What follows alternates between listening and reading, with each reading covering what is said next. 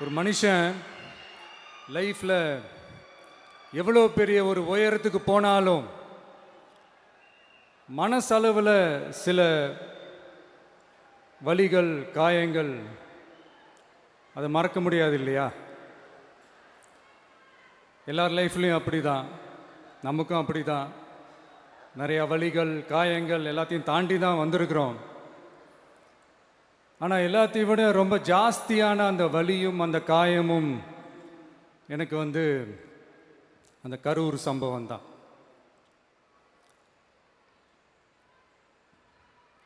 மக்களை சந்திக்கணும், மக்கள் பிரச்சனைகளை எடுத்து பேசணும்.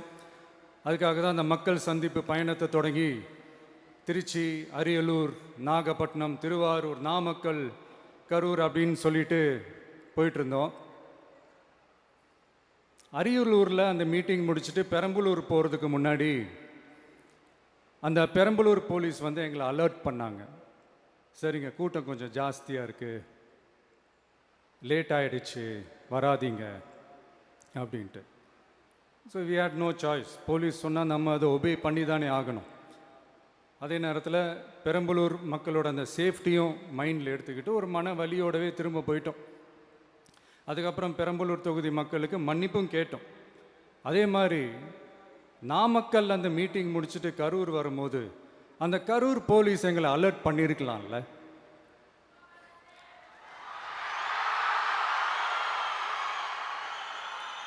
இல்லை சார், இங்கே எதிர்பார்த்ததை விட கொஞ்சம் கூட்டம் அதிகமாக இருக்குது, கண்ட்ரோல் பண்ண முடியல, வராதிங்க.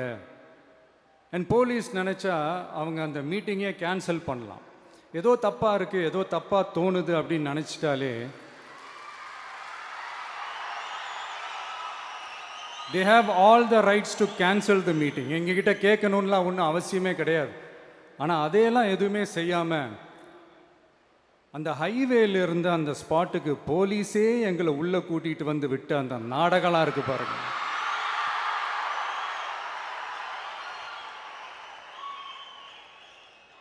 நம்பிட்டேங்க, முழுசாக நம்பிட்டேன். அன்றைக்கி இருந்த அந்த கரூர் போலீஸ் பேசும்போது தேங்க்ஸ்லாம் சொன்னேன் அவங்களுக்கு. எனக்கு தெரியாது இப்படி ஒரு நாடகம் நடக்கும். இதுக்கெல்லாம் யார் காரணம்? இதெல்லாம் யார் சொல்லி செஞ்சது? இப்படி பண்ணுங்க, அப்படி பண்ணுங்க, சப்போஸ் அப்படி நடந்தா இப்படி பண்ணுங்க, சப்போஸ் இப்படி நடந்தா இந்த மாதிரி இன்ஸ்ட்ரக்ஷன்ஸ்லாம் கொடுத்து அந்த ப்ரெஷர் போடுறது யார்?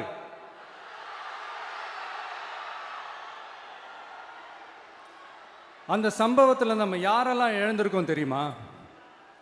ஒரு டிவியில் என் படமோ பாட்டோ வந்துச்சுன்னா, அம்மா விஜய் மாமா, அம்மா விஜய் மாமா அப்படின்னு சொல்லி அவங்க அம்மா கிட்ட சிரிச்சுக்கிட்டு அந்த டிவி ஸ்க்ரீனை போய் தொட்டு முத்தம் கொடுத்துக்கிட்டு என் அக்கா தங்கச்சிங்களோட தங்க பிள்ளைகளை இழந்திருக்கோம்யா. மழலை கூட சரியா வராதப்போ ஒரு பேப்பர் மேகசினில் என் ஃபோட்டோவை பார்த்தா அதை சிரிச்சுக்கிட்டு அந்த கள்ளங்கபடம் இல்லாத அந்த சிரிப்பு, அந்த கடவுள் மாதிரி இருக்கிற அந்த பச்சை பிள்ளைங்களை இழந்திருக்கோம்யா. என் அக்கா தங்கச்சி அண்ணன் தம்பி குடும்ப உறவுகளை இழந்து அந்த வலியோட இருக்கிற என்ன நீங்கள் ஏளனமா பேசுறீங்களா? என் மேல பழிய தூக்கி போடுறீங்களா? இப்படி ஒரு சம்பவம் நடந்துருச்சு. இது ஏன், எதனால, அதுக்கான பின்னணி என்னன்ட்டு அந்த வலியோட வீட்டில் உட்கார்ந்துட்டு இருக்கிறேன். ஓடி ஒளிஞ்சிட்டான்னு வர சொல்றீங்களா? வாயின்னு முன்ன இருந்தா என்ன வேணாலும் பேசுவீங்களா?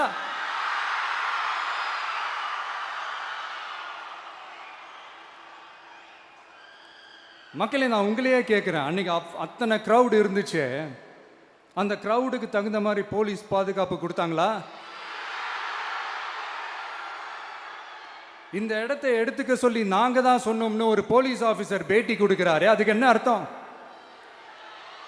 இவ்வளோ வலி, இவ்வளோ காயங்கள் கொடுத்துட்டு பழியை தூக்கி நம்ம மேலே போட்டுட்டு அதில் ஒரு அரசியல் ஆதாயம் தேடுறீங்களேயா? இதில் வாய் கூசாமல் சட்டசபையில் ஸ்டாலின் சார் நம்ம மேலே திருப்பி விட்டு அங்கே ஒரு அரசியல் செய்கிறாரு. அதுக்கு என்ன அர்த்தம்? நமக்காக வந்திருக்கிற மக்களை காக்க வைக்கிறதுக்கு நான் ஒன்றும் ஆதாயம் தேடுற அரசியல்வாதியெல்லாம் கிடையாது.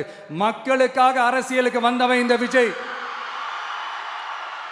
எனக்காக எல்லாமும் கொடுத்த என் மக்களுக்காக எல்லாத்தையும் விட்டுட்டு மக்களுக்காக மட்டுமே அரசியலுக்கு வந்தவன் இந்த விஜய்.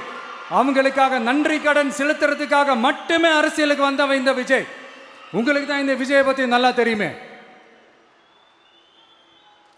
ஆனால் நம்ம எல்லாருக்குமே இத்தனை வலிகள் காயங்கள் கொடுத்தவங்களுக்கு இந்த 2026 தேர்தலில் தக்க பதிலடி கொடுத்துட்டீங்க. ஆனால் அது மட்டுமே பத்தாது மக்களே, அது மட்டுமே பத்தாது. காலகாலத்துக்கும் எழுந்திருக்கவே முடியாத அளவுக்கு நிரந்தரமான ஒரு பதிலடியை நீங்க கொடுத்துக்கிட்டே இருக்கணும்.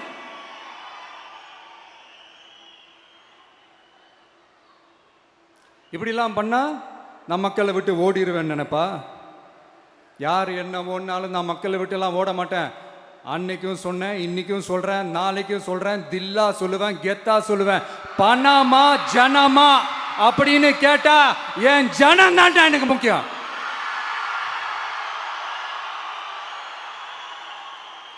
மக்களே, உங்களை விட எனக்கு இந்த காசு பணம் முக்கியமா என்ன? இவ்வளோ குறைகள் நம்ம மேல சொல்றாங்களே, இப்போ நான் சொன்ன மாதிரி அவங்களால ஓப்பனா சொல்ல முடியுமா? அந்த தில்லு இருக்கா, திராணி இருக்கா? ஒரு கிடையாது. ஆனா நம்ம மக்கள் அமைச்சு கொடுத்த நம்ம அரச குறைகள் மட்டும் டிசைனா மாடலா குறைகள் மட்டும் சொல்லுவாங்க.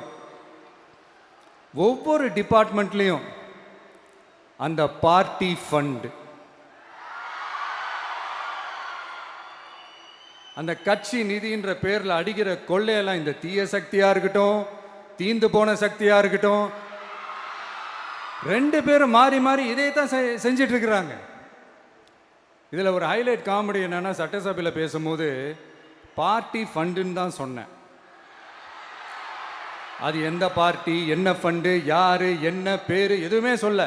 பார்ட்டி ஃபண்டுன்னு சொன்னவனை எடுத்தாங்க பாருங்க ஒரு ஓட்டம். எனக்கே ஃபர்ஸ்ட் புரியல, ஏன்பா ஓடுறாங்க? அப்படி என்ன நம்ம இப்போ சொல்லிவிட்டோம்? அதான் அந்த குற்றம் உள்ள நெஞ்சுக்கு தான் குறுகுறேங்கும். இது எப்படி இருக்கு தெரியுமா? எங்க அப்பா பீரோக்குள்ள இல்லை, எங்க அப்பா பீரோக்குள்ள இல்லை அப்படின்னு சொல்ற மாதிரி. ஐயோ, ஏன் கேட்குறீங்க? இவங்களோட செம்ம கூத்தா இருக்குங்க, செம்ம ஃபன்னா இருக்கு.